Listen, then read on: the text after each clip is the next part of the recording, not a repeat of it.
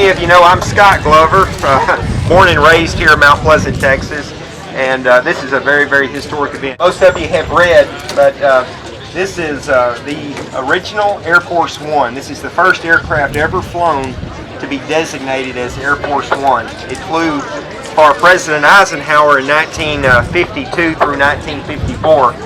It's a Lockheed Constellation, and it's just an amazing piece of American history. The other Air Force One aircraft are actually in the ownership of the United States Air Force, and they're in various museums, and they will never fly again. This one got dropped in the cracks, which is a really good thing, because now then we can actually get to enjoy it. Our company, Dynamic Aviation, is the registered owner, but in all practical purposes, this is an airplane that belongs to the American public. Eventually, we want to have it so people can just go up a pair of steps like this and see the exact location where President Eisenhower and Mamie Eisenhower sat. They actually each had a state chair in their stateroom, and they could actually turn 90 degrees in the chair and talk to each other. So we have a lot of ability to restore it back to its original colors and decor in the interior, and do a lot of work on the outside. It's an epic day in that there are benchmarks along the way that are very, very significant. The first time all 4 engines ran, that's a benchmark. A benchmark was, of course, when we flew it. And another benchmark is today, flying it this close and getting it this much closer to where we're going to be doing the refurbishing of the airplane. You know, I grew up with round engine airplanes, radial engine airplanes. I grew up on an airport, literally. And when I saw this airplane was available for sale, you know, I took a look at it and eventually decided that we ought to do something about it. The first obstacle was to get it flight worthy so you could get it to a place where it could be refurbished. Get it here and get it on to Virginia, yes. What was today like? So you left from Marana, Arizona, 4.5-hour nonstop flight.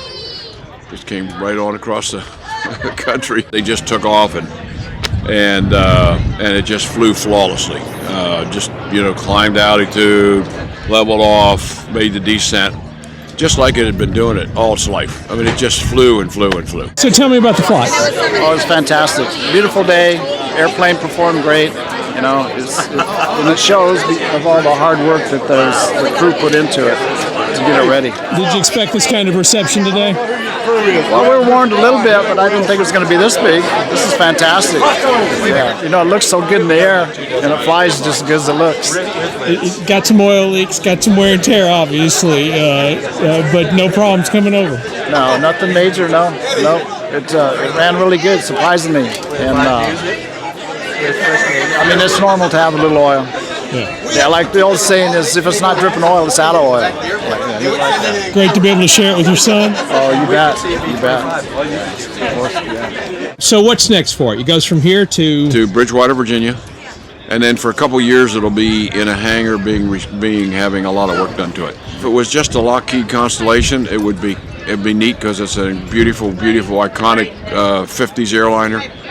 Being the only Air Force One that is in private hands, but more than that is it represents the Eisenhower years, Eisenhower presidency, and we believe that it can be productively used in educating young people today for understanding that era of history better. This is really kind of a one-of-a-kind airplane, certainly one of a handful in the world.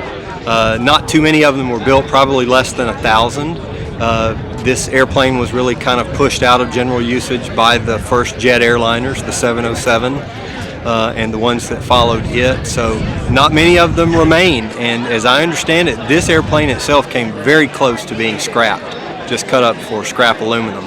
But it was discovered that this was in fact an airplane that had some substantial history behind it. So some people decided that it was certainly worth saving, and I'm certainly thankful that they're willing to make the substantial investment in time and money and keep this airplane flying. As you may have heard today, this airplane's not going to a museum to be parked and be lifeless from now on. This airplane, after a very extensive restoration, is going to stay flying. So I expect that we will see it in the air for many years yet to come. This one was used for Dwight D. Eisenhower. It was called Columbine, and originally was just referred to by the number on the tail.